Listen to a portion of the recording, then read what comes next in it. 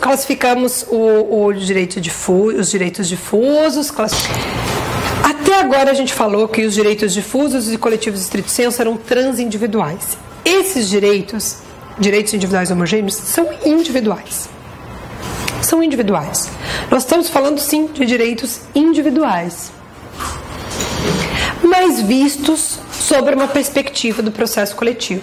Alguns dizem que há uma transindividualidade artificial.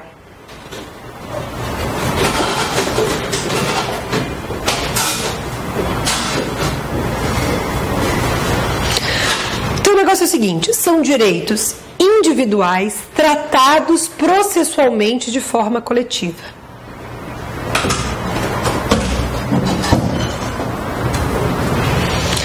Agora, qual a razão, gente, de você, ao invés de entrar com uma ação, várias ações para cada direitos individuais, quais as razões para você entrar com um processo coletivo? Qual a razão de você usar para tutelar direitos individuais o processo coletivo? 3 princípios. Então, os direitos individuais homogêneos, eles estão pautados sobre 3 princípios. Primeiro, facilitação do acesso à justiça.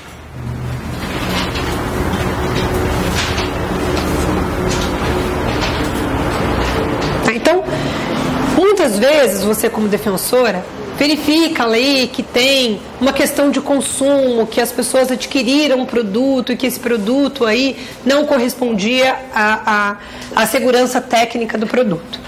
Vocês já vieram aí umas 50 pessoas. Vocês falam assim, bom, se já vieram 50, deve ter muito mais gente para vir. Então, você vai entrar com uma ação indenizatória para pedir o valor do produto e até um dano moral que esse produto tenha causado algum dano às pessoas. Ao invés de você entrar com várias ações, você entra com uma ação coletiva de direitos individuais homogêneos. Então, as pessoas, a sentença, a gente vai ver, é genérica mesmo. As pessoas que tenham comprado esse produto, sejam aí, caso tenham tido danos materiais e morais, sejam aí indenizadas. Então veja que você amplia, mesmo sem você saber se são 50, se são 100, você amplia por uma ação só o acesso à justiça dessas pessoas. Por isso que você facilita o acesso à justiça. Por isso que sempre quando a gente fala de processo coletivo, a gente está falando de acesso à justiça.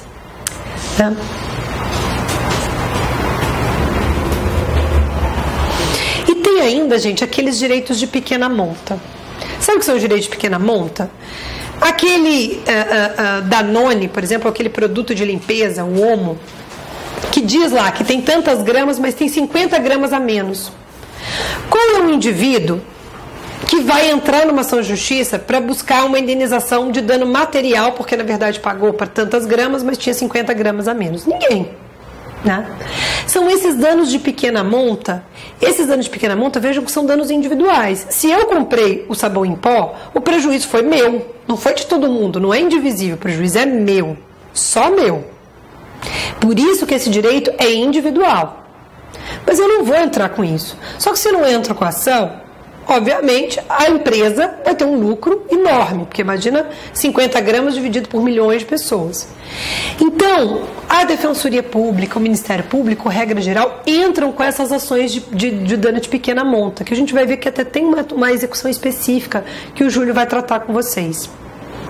Então, a Defensoria pode ver que milhares de pessoas compraram aí esse sabão em pó, pode dimensionar e entrar com uma ação coletiva dizendo, olha, individualmente elas não têm interesse, mas a Defensoria Pública está tutelando de forma coletiva para evitar que a empresa tenha um lucro enorme com isso.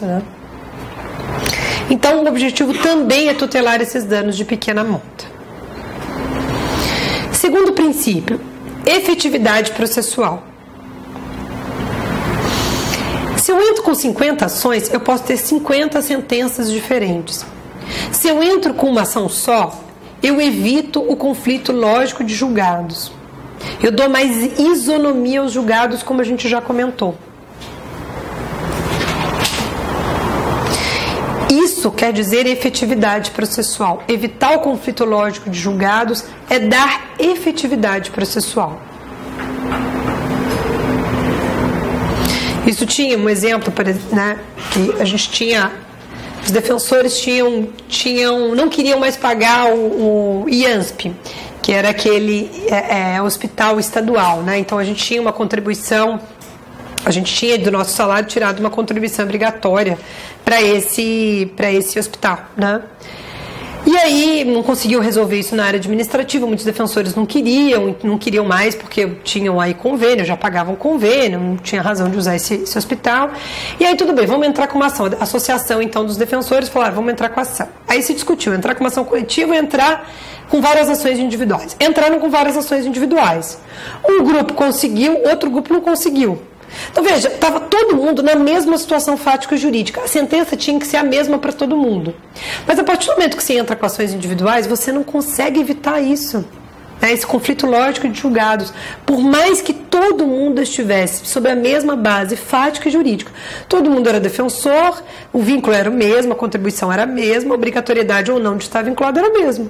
Mas as sentenças eram diferentes. A partir do momento que você entra com o processo coletivo, você evita isso. E o terceiro princípio é buscar economia processual. Né? Pelo direito individual homogêneo, você faz a molecularização do conflito em contraposição à atomização do conflito. Então, pelo direito individual homogêneo, você busca a molecularização do conflito em contraposição à atomização. As ações individuais seriam átomos e o processo coletivo seria uma molécula que reuniriam esses átomos e tornaria aí muito mais eficiente, muito mais eficaz.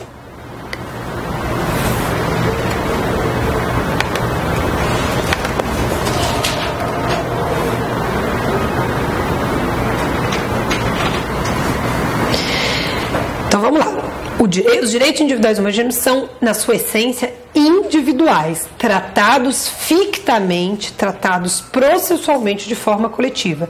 Tá aí, gente, a grande diferença dos direitos individuais homogêneos em relação aos direitos difusos e coletivos estrito sensu. Essa é a base.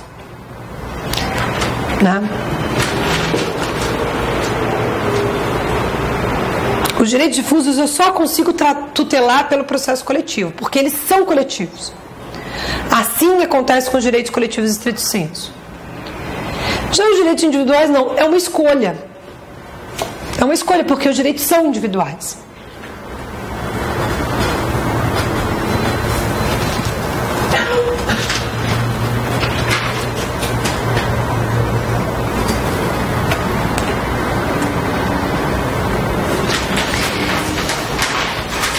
Outra diferença, divisibilidade do seu objeto. Lembra que a gente estava falando da comunhão de destinos, na indivisibilidade? Aqui é divisibilidade do seu objeto. Aqui sim, não necessariamente a sorte de um é a sorte do outro.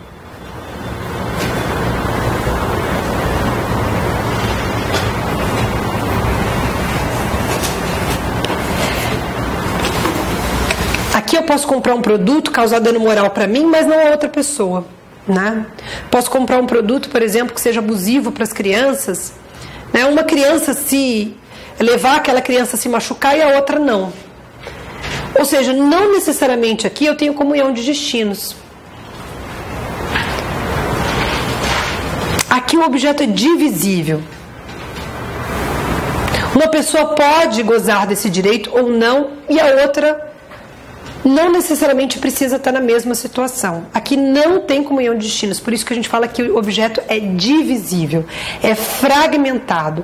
Isso é uma questão normal dos direitos individuais. Direitos individuais é isso mesmo, né?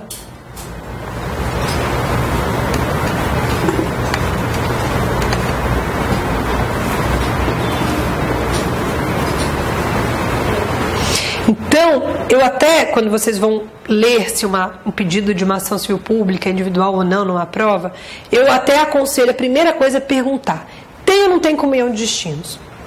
Se não tiver comunhão de destinos, necessariamente é direito individual homogêneo. Se tiver comunhão de destinos, aí pode ser difuso ou coletivo estrito sensu. Aí você vai ter que fazer outra pergunta. Tem relação jurídica à base? Sim, então é direito coletivo estrito sensu. É possível determinar os seus titulares? Então é direito coletivo estrito sensu. Se não, é direito difuso. Então sempre façam essas perguntas. A primeira pergunta é sempre se tem ou não tem comunhão de destinos. Se é divisível ou indivisível o objeto. É a primeira pergunta que você faz para tentar classificar.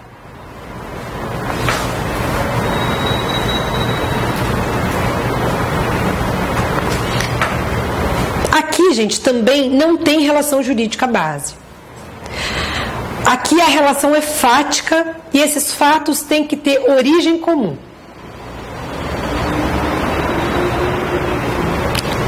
Por exemplo, as pessoas tiveram danos materiais e morais em razão da batida de um ônibus. Da batida de frente entre um ônibus e um caminhão. Os consumidores dessa empresa de transporte de ônibus, eles tiveram danos individuais do seu patrimônio, morais na sua integridade física, mas esses direitos tiveram origem comum, qual seja, a batida do ônibus. Então eu posso molecularizar. Né? Eu posso, por exemplo, ao invés de entrar, tinham 50 pessoas no ônibus, ao invés de eu entrar com 50 ações de direito pedindo dano moral e material das famílias ou das pessoas que se machucaram, eu posso entrar com uma ação civil pública de direitos individuais homogêneos, pedindo danos morais e materiais a todos, porque tem origem comum.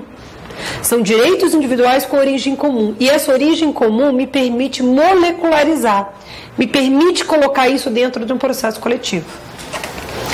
Então, gente, veja que eu não posso chegar na minha mesa e falar assim, nossa, tem muito trabalho hoje, eu vou entrar com um processo coletivo para resolver tudo. Se não tiver origem comum e não for homogêneo, não dá, né? Senão seria tudo muito fácil, né? Então, esse é o grande problema.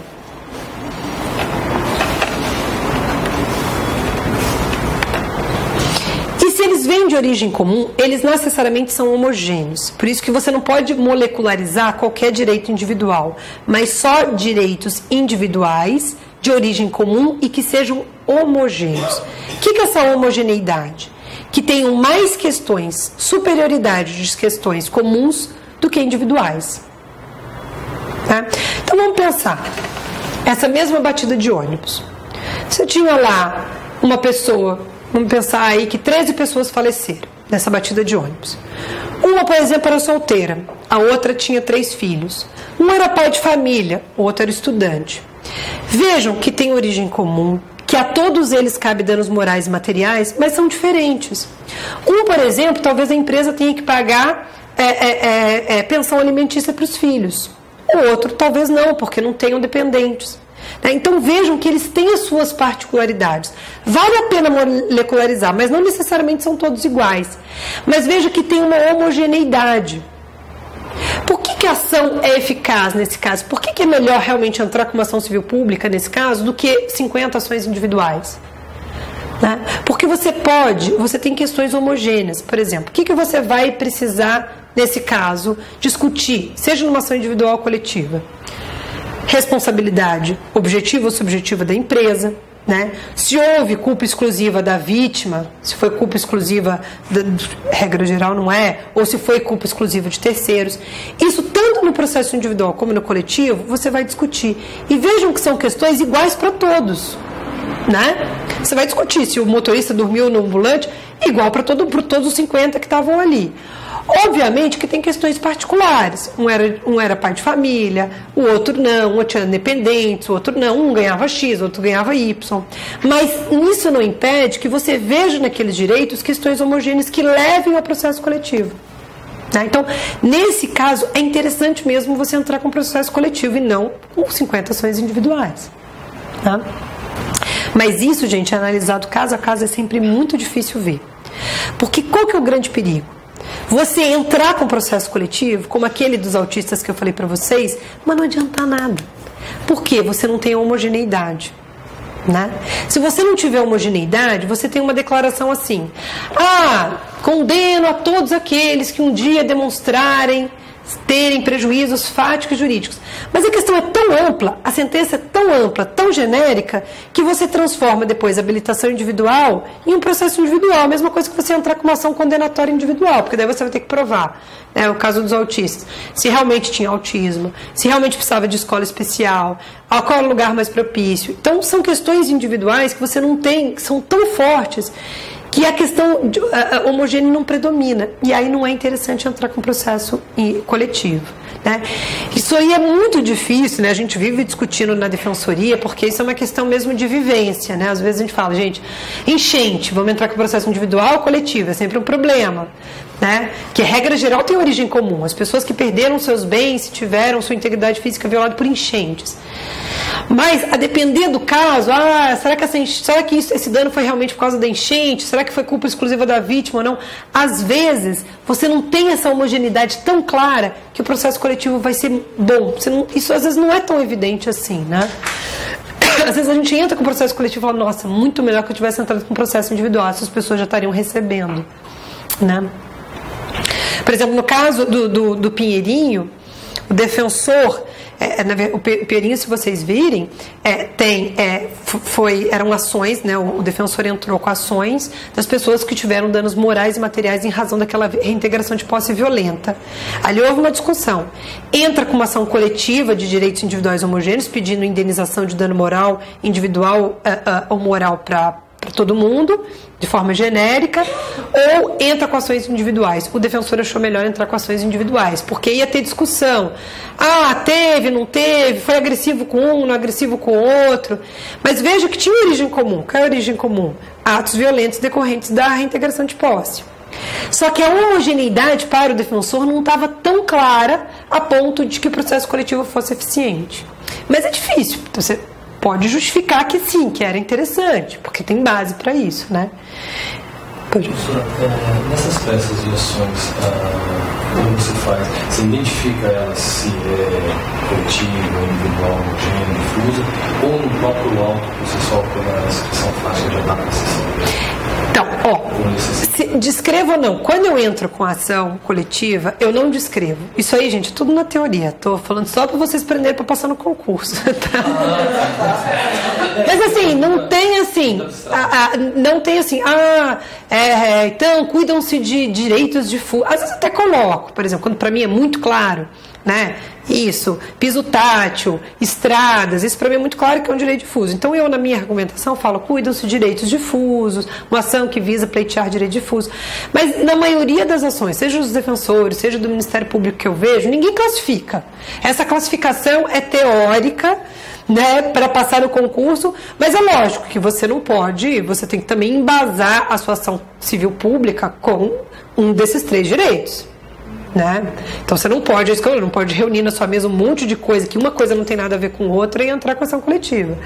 Eu, regra geral, que gosto dessa matéria, eu classifico, mas regra geral não vejo, cuida-se direito coletivo estrito senso. Isso é só na teoria, falo que isso é só para vocês passarem no concurso, depois vocês vão saber coisas bem mais interessantes. Né? Então, olha um exemplo de uma ação de direitos individuais homogêneos. A Defensoria Pública de São Paulo garante indenização a 35 famílias da Zona Sul da capital que passaram anos com fornecimento de água apenas em madrugadas esporádicas. Então, veja, era um prédio de 35 famílias e a Sabesp passou ali 2, 3, 4 meses com fornecimento de água esporádico, obviamente fazendo ali, né, o racionamento seletivo, né, que não acontece em determinados lugares, né? Então, vejam, são direitos individuais? Sim. Cada família teve uma violação à sua integridade moral, aos seus direitos de personalidade. Então, o objeto da ação ali foi dano moral. Isso é individual? Sim. Né? Isso não tem comunhão de destinos. Cada família sofreu individualmente o seu dano. Isso tem origem comum? Sim, né? A Sabesp, em vários atos, ou em um ato só, racionou a água para essas pessoas durante as madrugadas esporádicas. Origem comum. Tem homogeneidade? Tem, porque as pessoas, de certa forma, veja que o corte foi igual para todo mundo. Né?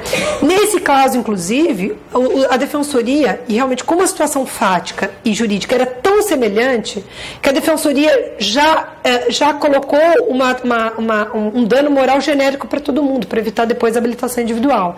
Falou, todo mundo estava na mesma situação fática, na mesma situação jurídica, então pediu a condenação lá de R$10 mil para cada família que passou por essa situação.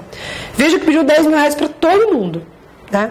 Porque, gente, não necessariamente a gente vai ver que nessas ações de direitos individuais homogêneos você não precisa pedir 10 mil reais para todos, você não precisa padronizar. O que você vai pedir assim, requeira condenação em danos morais e materiais em razão de tal evento. Né? Então, por exemplo, numa reintegração de posse do Pinheirinho, numa enchente. Esse pedido que você vai fazer. Diante da origem comum das enchentes que ocorreram nos dias de janeiro de 2017, que as famílias sejam ressarcidas nos seus danos morais e materiais. Posteriormente, vocês vão ver que existe o processo de habilitação. Cada família se habilita, como se fosse um processo judicial chamado habilitação, e vai demonstrar, eu sou moradora desse bairro, eu perdi tal móveis, meu filho aí teve uma doença em razão da leptospirose. Então, aí você tem uma habilitação individual. Então, é uma ação decorrente de direitos individuais homogêneos com habilitação individual. Nesse caso que eu dei para vocês, o caso era tão padronizado que o defensor achou melhor, ele pode fazer, padronizar o dano moral. Né? Falando, eu quero 10 mil reais para cada família. Não tem problema nenhum, porque de fato ali as diferenças eram muito poucas. Tá? Eu sei que no final o juiz deu 200 e poucos reais para cada família. Né? Razão de 2, 3 meses de água racionalizada. Não, tá procedente. Podem beber água. Aqui, professora, 5 dias sem luz também, né? Dando moral, não pode nem estudar. Pô. Mas é isso, né? Depende do seu... Uma outra coisa que caracteriza os direitos individuais homogêneos é a determinabilidade dos seus sujeitos. Então, o único que não é determinável é os difusos. Nos direitos coletivos estrito sensu, nos direitos individuais homogêneos, eu consigo determinar os titulares daquele direito. Então, eu tenho a determinabilidade dos sujeitos. Agora, vejam, gente, eu não preciso entrar com a ação quando eu entro lá. Enchentes. Eu vejo lá que Cubatão teve enchente no ano de 2017, eu vou entrar com a ação porque muitas famílias sofreram. Eu estou lá naquela coisa, eu vi tudo o que aconteceu, eu sou defensora lá, eu não preciso dar uma lista para o juiz na hora que eu entro com a ação das famílias que moram lá, não é isso que é para se fazer. Né?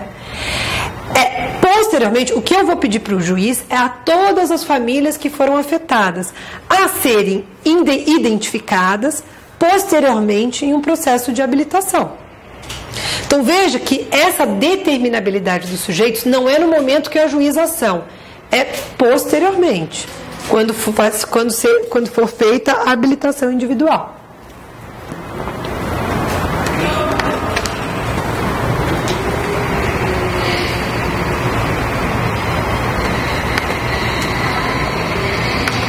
Gente, essa é a classificação.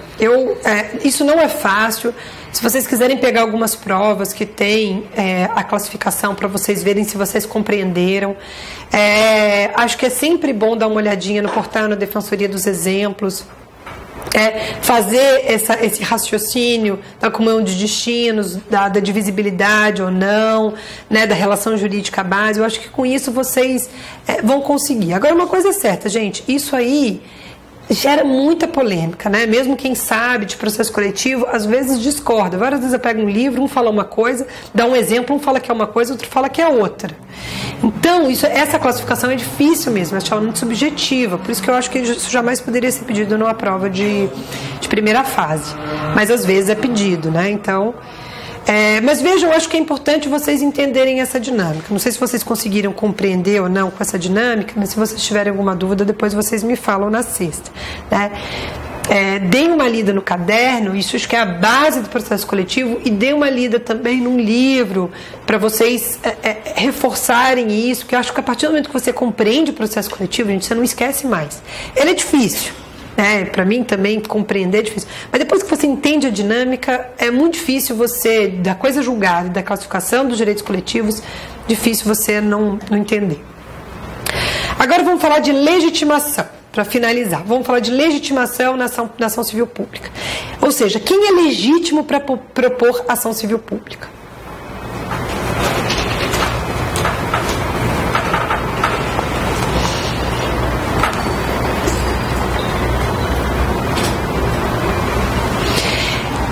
Essa descrição, gente, dos entes legítimos está no artigo 5º da Lei 7347 e no artigo 82 do Código de Defesa do Consumidor.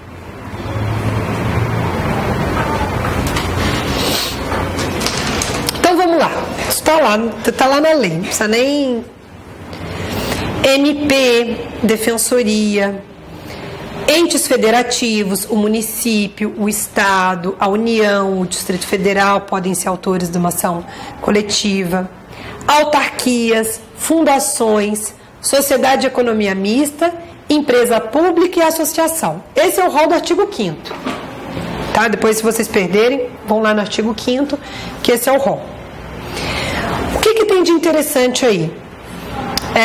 Quando eles falam dos órgãos públicos, podem ser da administração direta ou indireta, mesmo que sem personalidade jurídica. Por isso que o PROCON, regra geral vinculada ao município, ao Estado, ele pode, o PROCON mesmo, que é um órgão e não tem personalidade jurídica, pode ser autor de uma ação civil pública. Ele é um órgão da administração direta, mas ele é um órgão, ele não tem personalidade jurídica.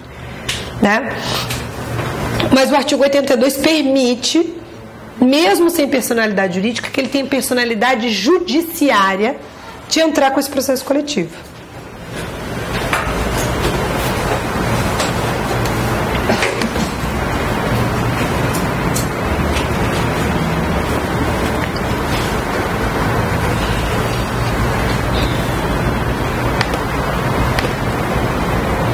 Os mais importantes daí: MP, Defensoria e Associação. Para mim, a associação deveria ser a mais importante. Mas eu acho que são os 3 mais importantes. Lembrem só de empresa pública e sociedade de economia mista, que são pessoas jurídicas de direito privado, mas que podem ajuizar ação civil pública. Às vezes a gente esquece das empresas públicas e da sociedade de economia mista. É o rol do artigo 5º. Dá uma boa lida no artigo 5º, no artigo 5º da Lei da Ação Civil Pública e o artigo 82 do Código de Defesa do Consumidor.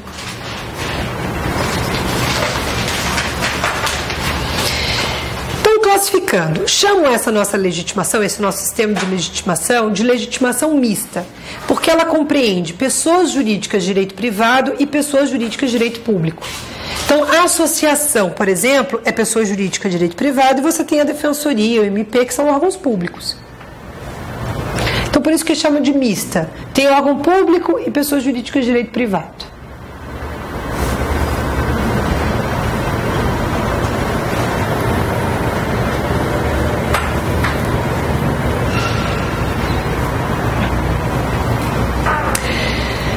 A legitimação também é concorrente. Qualquer um desses atores podem entrar com uma ação civil pública.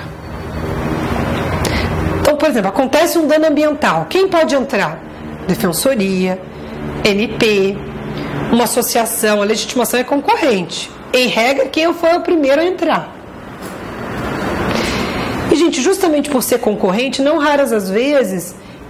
eu entro com uma ação e logo depois do MP sem saber que eu estava investigando. Isso acontece, porque qualquer um pode entrar com a ação, E as pessoas, por exemplo, sei lá, uma questão de moradia, uma questão urbanística, às vezes as pessoas vão no MP e na defensoria.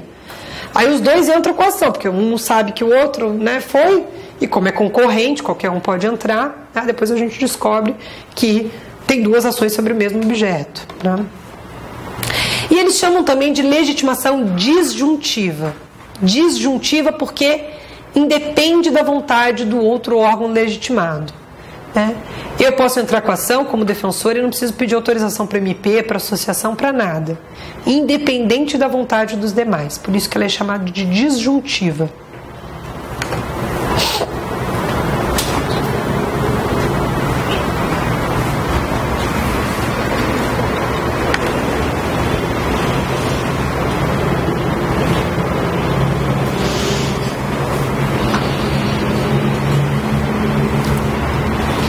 Gente, não está escrito no dispositivo legal, mas o STF já entendeu que nenhum dos colegitimados do artigo 5º ou do artigo 82 são legitimados de forma incondicional a qualquer objeto, a defesa de qualquer direito coletivo. Todos têm o que eles chamam de pertinência temática. Então, todos têm que cumprir a chamada pertinência temática. Isso não está na lei, mas é fruto da consolidação da jurisprudência.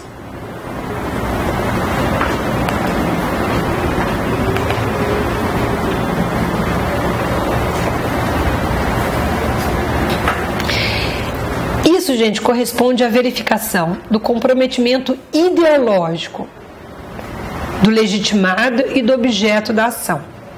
Então, é a verificação do comprometimento ideológico entre o legitimado e o objeto da ação.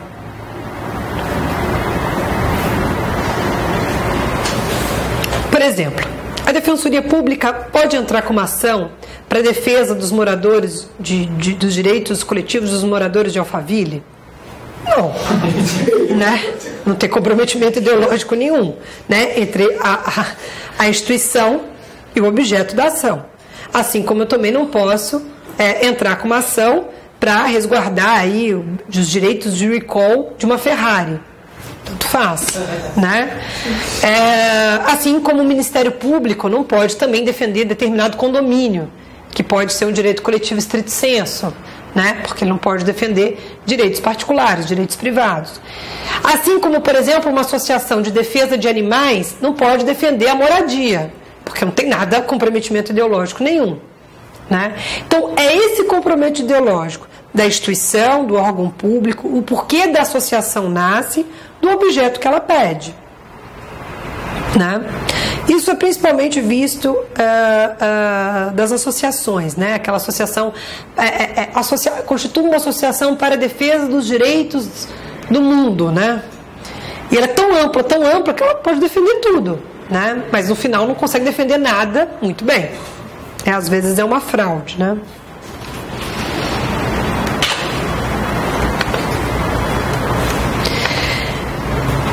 Gente, eu falei para vocês que essa pertinência temática ela é desenvolvida na jurisprudência, mas a associação tem um dispositivo expresso sobre isso. Artigo 82, inciso 4º do Código de Defesa do Consumidor. Artigo 82, inciso 4º do Código de Defesa do Consumidor. Esse dispositivo, ele elenca 2 requisitos para que a associação possa entrar com uma ação civil pública.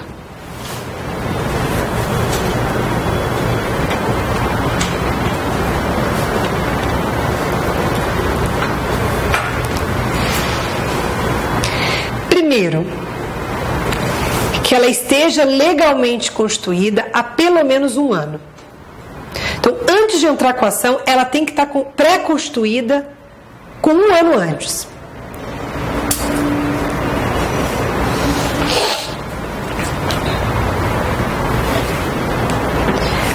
O objetivo, gente, é que a associação se constitua só para entrar com a CP. Esse é o objetivo do legislador.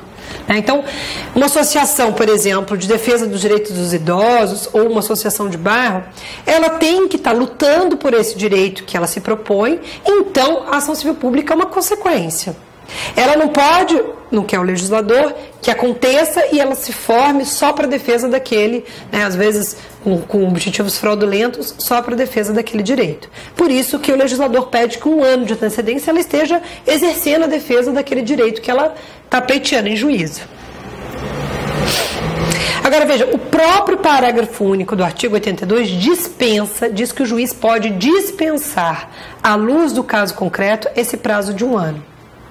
Se houver manifesto interesse social.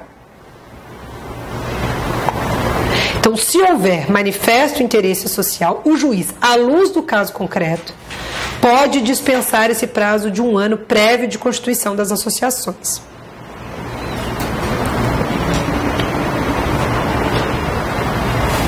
O que é manifesto interesse social?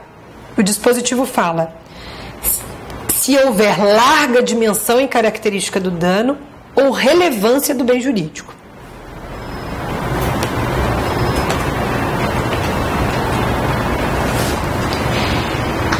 Então, por exemplo, né, uma associação da TAM, né, dos familiares das vítimas da TAM, né, aconteceu a queda do avião, aconteceu os danos individuais E pode ser que a associação se constitua para entrar com uma ação civil pública e pleitear danos morais individuais.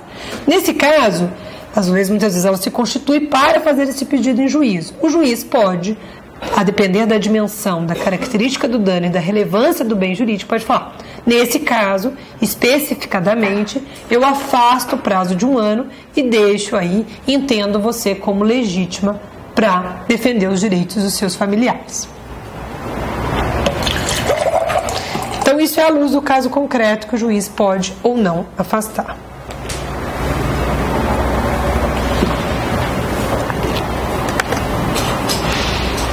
Segundo requisito, que inclua entre seus fins institucionais a defesa dos direitos protegidos nesse Código. O que diz esse dispositivo, gente, é que a associação tem que ter pertinência temática.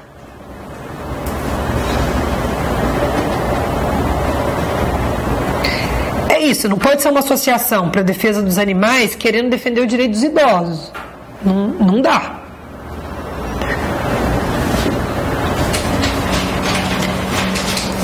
A associação se constitui com fim social e o objeto a defesa dela em juízo também tem que ter pertinência temática, tem que ter comprometimento ideológico com esse objeto social.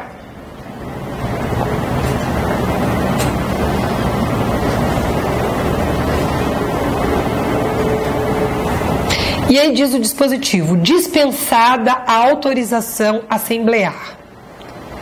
Ou seja, o dispositivo é claro, o artigo 82, inciso 4, é claro em dizer que a associação não precisa fazer uma assembleia extraordinária para saber se ela pode ou não ajuizar uma ação em favor de um direito que ela já protege.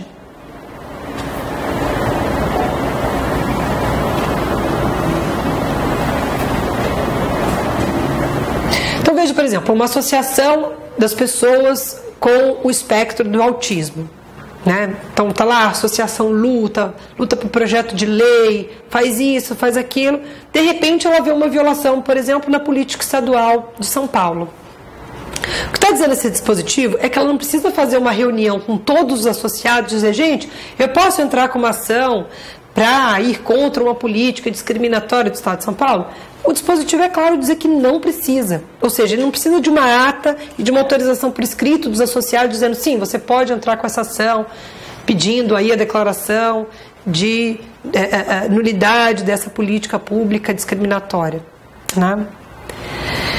O problema é que tem uma lei 9494 de 97, feita por medida provisória, lei 9494 de 97, que tem no parágrafo único do artigo 2º-A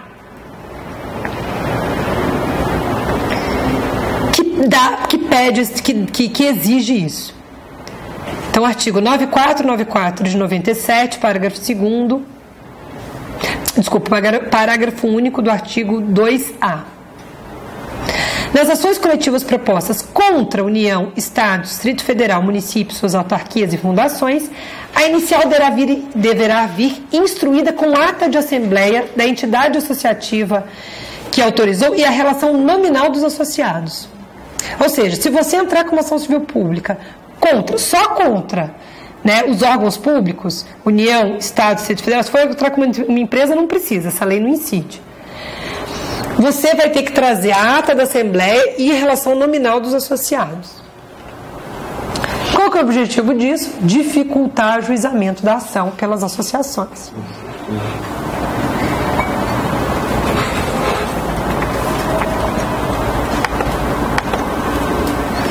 E aí, gente, isso aí tá mó confusão na jurisprudência. Porque uma coisa... existem 2 institutos diferentes que os sindicatos e associações podem fazer. Os sindicatos e associações, elas podem fazer a representação dos seus associados. A representação dos associados está lá discriminada no artigo 5º, inciso 21 da Constituição. Representar é justamente eu, titular do direito, dou uma autorização para a pessoa me representar. Então, está no artigo 5º, inciso 21 da Constituição, dizendo que as associações e os sindicatos podem me representar em juízo, se eu, obviamente, der uma autorização para ela assim proceder. Representação precisa de autorização. O que nós estamos discutindo aqui numa ação civil pública não é representação, né? A associação aqui é uma substituta processual, assim como a defensoria é uma substituta processual. Porque o artigo 5º da Lei 7347 assim o quis.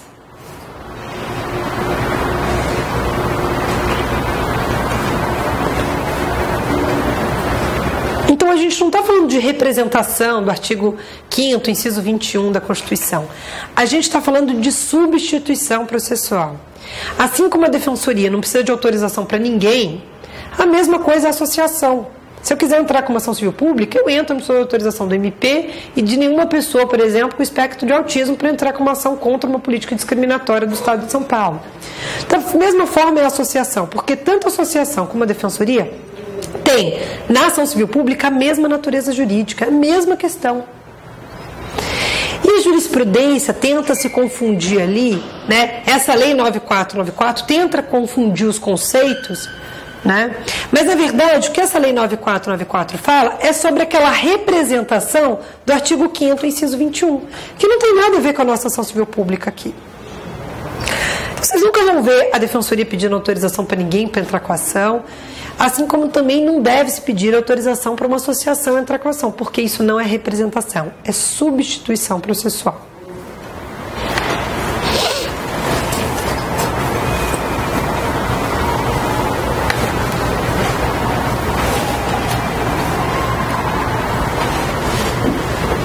A parte da associação, gente, é a mais polêmica na jurisprudência, né? O que acontece hoje é que as associações pouco ajuizam ações civis públicas, né? O que elas fazem, infelizmente, porque legitimidade é poder, né? E o que eu vejo hoje na prática é que as associações deveriam exercer mais esse poder e elas acabam não fazendo. O que fazem é representar perante o Ministério Público, a Defensoria, para que a Defensoria e a MP entrem com ações, né? Então hoje você tem poucas ações propostas por associações, o que é muito ruim, né? Porque a Defensoria fala que a Defensoria é um paliativo, né? Só existe porque a gente não tem ainda uma sociedade civil que consiga efetivamente ir contra as injustiças sociais, que consiga mesmo. A hora que estiver, eu acho que a Defensoria aí vai ter mais a função de entrar com ações pequenas, individuais, né? Mas hoje a gente toma, se a gente for ver as nossas ações civis públicas, a Defensoria são ações muito fortes, né? Até, eu digo assim, são ações de escolhas mesmo, né? E a gente faz às vezes as escolhas pela sociedade, o que não é bom, né? Melhor dizendo, né? Eu acho que é bom a Defensoria entrar com as ações coletivas e enfrentar, mas isso é sintomático. Se a gente precisa de um órgão público para fazer isso, quer dizer que a nossa sociedade ainda não está forte o suficiente para fazer por ela mesma, né? Que deve vir essa contraposição de políticas públicas, judicialização da política, é da própria sociedade. Isso para mim tem que ser um ato espontâneo da sociedade, não de um órgão público. Você pode ter, em regra geral, as ações da Defensoria são muito bacanas, são muito positivas, eu acho que tem um lado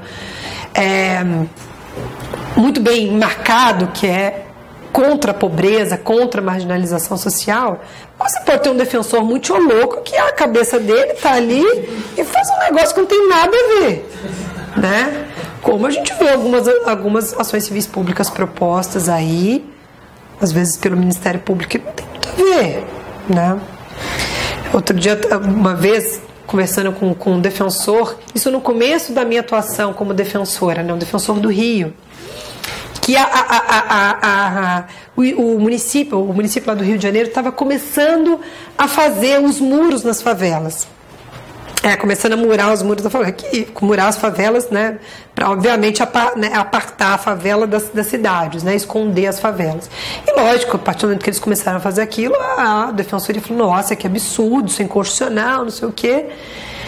E já iam entrar com uma ação e alguém teve ideia, falou, não, gente, mas vamos lá conversar com eles. E aí o pessoal falou, olha, pra gente tá bom, porque de certa forma é uma proteção pra gente, enfim. Eles acharam que, na visão deles, por mais sofrido que fosse, por pior que a política fosse de esconder as favelas, eles ali entenderam que era melhor. E é uma opção deles, não é uma opção minha, né? Não é o que eu acho da Constituição, até porque não sou eu que estou vivendo ali. né? Então é importante isso, que é muito fácil você falhar numa ação civil pública, né? E às vezes é muito difícil para a gente escolher entre uma coisa e outra, né? E às vezes a gente toma decisões que quem tinha que estar tomando as decisões é a comunidade, é a sociedade, né? Isso não é bom, acho que isso aí, eu espero que no futuro realmente a sociedade se fortaleça, as associações se fortaleçam e realmente assumam o seu papel de embate perante a sociedade, né? Mas falando em legitimidade, vamos falar de legitimação da Defensoria Pública, porque não foi sempre que a gente pôde entrar com a ação civil pública, né? Isso, de certa forma, foi recente, né? A lei é a Lei 11.448 de 2007, Lei 11.448 de 2007, ela inseriu o inciso 2º do artigo 5º da Lei 7347. Antes não tinha. Então, hoje você lê o artigo 5º da Lei da Ação Civil Pública, está lá, MP, Defensoria. Antes esse Defensoria não tinha. Quando eu entrei, esse Defensoria não tinha. Quando eu entrei na Defensoria em 2007, não tinha. Logo depois veio a lei. E eu lembro quando a gente estudava para concurso, a gente tinha que justificar por que a gente era legitimado, né? A gente ajuizava a Defensoria, principalmente a Defensoria do Rio, que era mais forte, antes de 2007, ajuizava muitas ações civis públicas, com base no artigo 82, que fala dos órgãos da administração direta sem personalidade jurídica. Que a Defensoria acabava sendo um órgão da administração direta que não tinha personalidade jurídica.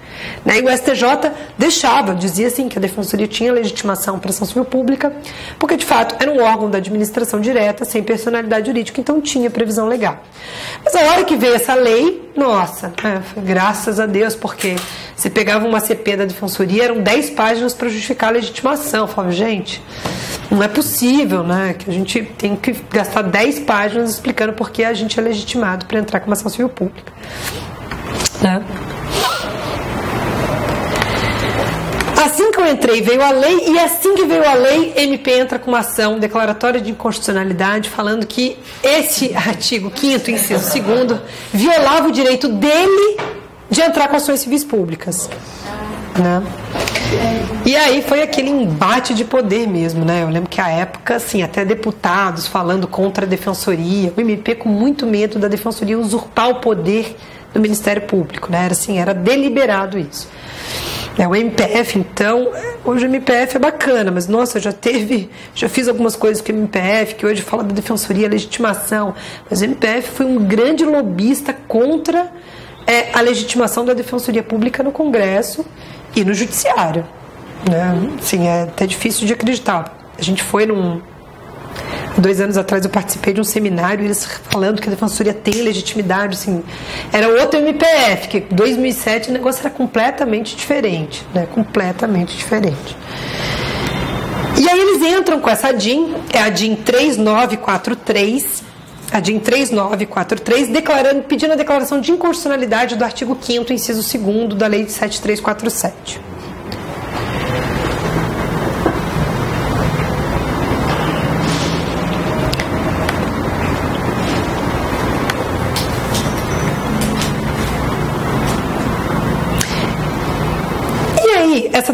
Essa ADIM demorou muito tempo para ser julgada. Esse foi o sufoco, né? Ela foi julgada, mas demorou muito tempo para ser julgada. E houve até mesmo alteração do artigo 134 da Constituição Federal. O artigo 134 da Constituição Federal, que recente, aí, alterado